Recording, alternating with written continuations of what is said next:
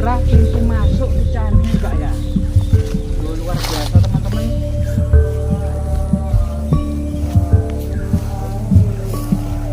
Lihat ada batu andesit Pak ya. Oh iya, ini ada batu tangga masuk ke. Guys, jangan lupa like, subscribe, dan komen ya kan.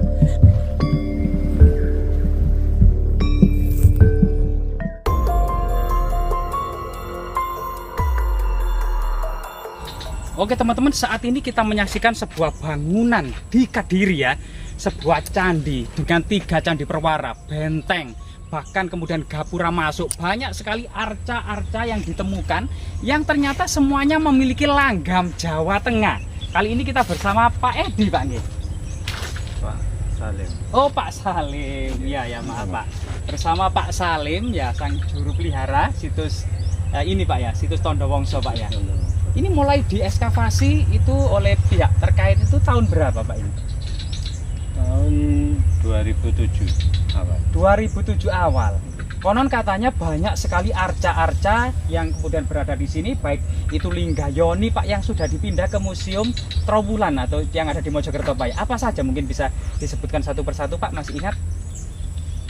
Kalau seingat saya itu arca yang ada di sini, Iya. itu arca sapi, Lembu Andini, Oh. terus Iya. arca Siwa Caturmuka, Iya. terus arca Surya, Chandra, Iya. Bayu, Iya. Ardanari, Durga, Hmm. Linggayoni, terus Nandini ada 2. Oh. Terus kalau Nandini. yang lain itu ada yang rusak 1 dulu, ada yang kepalanya putus 1. Berarti diduga candi ini berlanggam candi Hindu Pak ya, Hindu Siwa, bukan candi Buddha Pak ya. Hindu. Candi Hindu Pak ya. Hindu. Di sebelah mana Pak candinya? Mungkin bisa Di dilihat. sana. Oh di sana Pak ya. Mari kita ke sana Pak. Nah ya. Oke, lumayan luas area ini Pak ya. Ya memang sebagian besar artikel-artikel yang ada ini candi ini berlanggam Jawa Tengah Pak ya. Langgamnya Jawa Tengah. Bahkan diduga itu dibangun pada masa peralihan ya, sekitar cucu-cucu Empu Sindok, masa Medang Kamulan Pak ya. Masa Medang. Masa Medang kamu lah. Iya. Atau juga berarti candi ini perah kerajaan Kediri. Berarti sebelum era kerajaan Kediri Pak ya. Perasaan. Luar biasa sekali berarti. Jadi teman-teman, diduga candi ini itu jauh sudah ada sebelum berdirinya kerajaan Kediri tahun 1042 Masehi ya, sampai tahun 1022 Masehi kerajaan Kediri. Luar biasa sekali.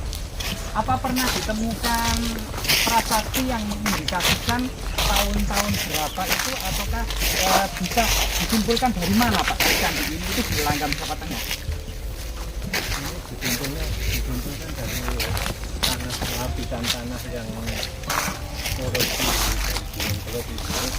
di sampelnya itu di bawah dulu diteliti, terus disimpulkan kalau ini sekitar tak dibangun tahun 900. Oh, jadi teman-teman, ternyata pada masa lalu itu memang tidak bisa diprediksi sebuah letusan Gunung Kelut secara masif menimbun seluruh bangunan suci ini gitu ya.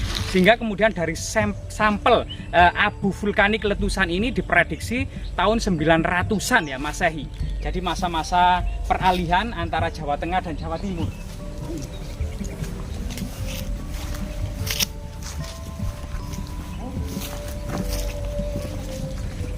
Oh, ini Pak ya. Iya. Ini candinya. Ini pintu masuk ke candi. Oh, ini gapura. Nah, Gapura pintu masuk ke candi Pak ya. Luar biasa teman-teman. Jadi ini adalah bagian dari struktur apa namanya pintu atau gapura masuk yang terhubung dengan tembok keliling ini Pak kelihatannya ya. ini tembok keliling mengelilingi candinya. Candi induknya kan di sana. Oh, tembok keliling ini mengelilingi tembok candinya dan ada 3 buah candi perwara berarti Pak ya. Candi kecil di depan, candi induk 1, 2, 3 ini teman-teman. Kalau ke candi induk masih ke sana Pak ya? Iya. Nah, coba Pak kita ke sana Pak.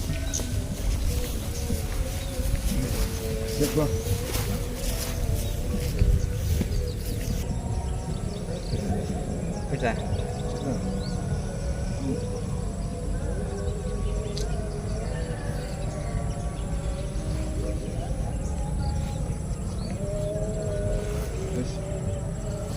Jadi teman-teman, ternyata struktur ini sangat megah pada masa lalunya ya. Tepat di depan kita itu ada gapura masuk. Kemudian ada 3 buah candi perwara. Candi perwara itu sendiri itu adalah candi kecil, di depan candi induk, dan di belakang itu candi induk ya. Candi induk Pak ya. Iya. Mari kita ke sana Pak, ke candi induk coba. Lihat Pak. Arca-arca yang sempat dipindahkan ke Museum Trawulan Mojokerto itu semuanya berasal dari candi induk Pak ya. Berasal dari sini. Jadi perwara. Ya, ini ada satu muka itu Siwa Caturmuka. Oh, Siwa Caturmuka di sini. Terus Candi Nandi di situ. Nandi di situ ya, Lembu Nandi. Ya, Nandi. Terus Yoni yang di dalam. Yoni, sebuah Yoni di dalam sana Pak ya. Terus di belakangnya itu ada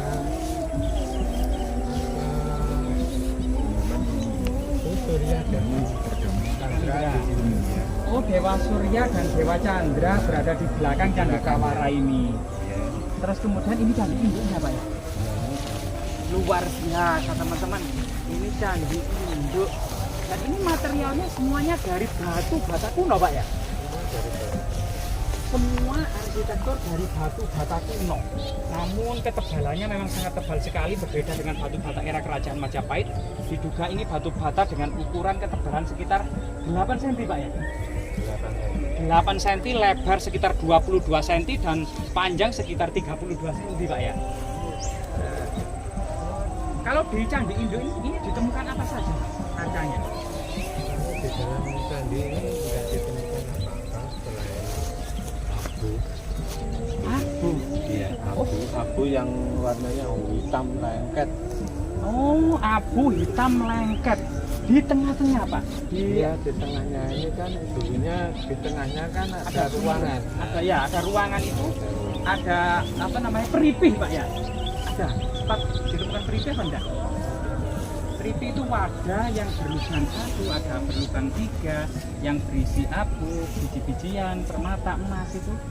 Itu belum ditemukan. Belum ditemukan Pak ya? Atau mungkin belum digali mungkin ya ruangan yang di tengah. Karena waktu itu kan masih digali yang sebelah sana itu digali sedikit, terus ini sudah tanahnya sudah turun ke bawah. Sudah turun ke bawah Pak ya. Oh, itu apa Pak? Itu Pak yang panjang sana itu Pak, memanjang. Nah, ini tembok benteng yang mengaitkan antara tembok yang ke sana jauhnya 1 kilo itu. Oh, tembok benteng keliling dari sebuah kompleks bangunan suci berarti Iya. Pak ini Pak ya. Dan sejak dahulu memang seperti itu Pak ya ditemukannya. Dahulu ini, oh ini dahulu berada di dalam tanah semua Pak ya itu ya. Itu ya. Sejak penggalian apa Pak? Bata atau sirtu Pak ini?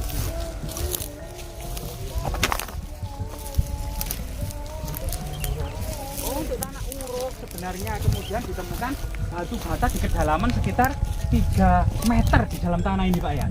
Berarti dulu setinggi itu Pak ya? Itu. Setinggi itu dulu Pak ya. Jadi teman-teman, Di sini ditemukan sebuah arca-arca yang bersandar ke tembok menghadap ke barat semuanya. Arca apa saja itu Pak? Ini arca Arjanari, Bayu, terus Yoni, terus Lembu Andini juga ada di sini. Lembu Andini, Arjanari, Bayu dan tadi Pak ya apa? Chandra.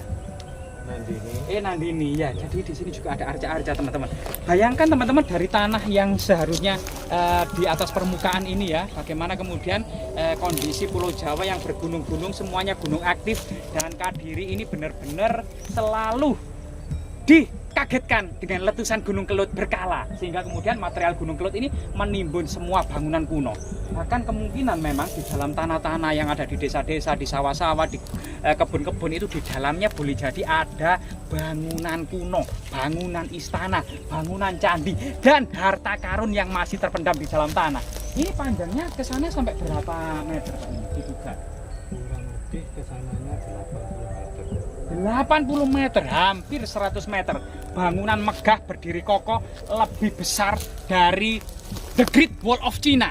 lebih besar dari tembok Cina, atau mungkin di Eropa lebih besar dari Wall of Constantinople, lebih besar dari tembok Konstantinopel. Peradaban Jawa pada masa lalu ternyata memiliki peradaban yang sangat megah, sangat berjaya, sangat besar, dan tentunya sangat gilang gemilang di masa lalu, teman-teman ya. Kemudian dari tembok keliling ini Pak, oh ya, lihat candi utama yang kemudian digali itu Pak ya, digali-gali ini Pak ya. Jadi ekskavasi tahap pertama baru dilakukan Pak ya, 1 kali ekskavasi Pak ya. Oh ini Pak ya, candi utamanya ini Pak ya. Mulai diperlihatkan struktur teman-teman.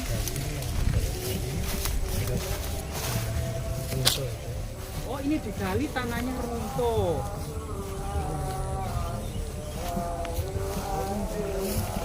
Sebagian ada batu andesit Pak ya. Batu yang untuk naik ke puncak candinya mungkin. Oh iya, ini ada batu tangga masuk ke pintu candi itu Pak ya, lubang candi itu terbuat dari batu andesit. Selain itu mungkin para sejarawan atau arkeolog memang memastikan kalau candi ini dibangun abad ke-10 Pak ya, abad tahun 900 sekian gitu Pak ya. Iya. Tahun 900 sekian atau abad ke-10, ada juga yang menduga abad ke-11, ada juga yang menduga abad era kerajaan Kediri nggak Pak? Ada nggak?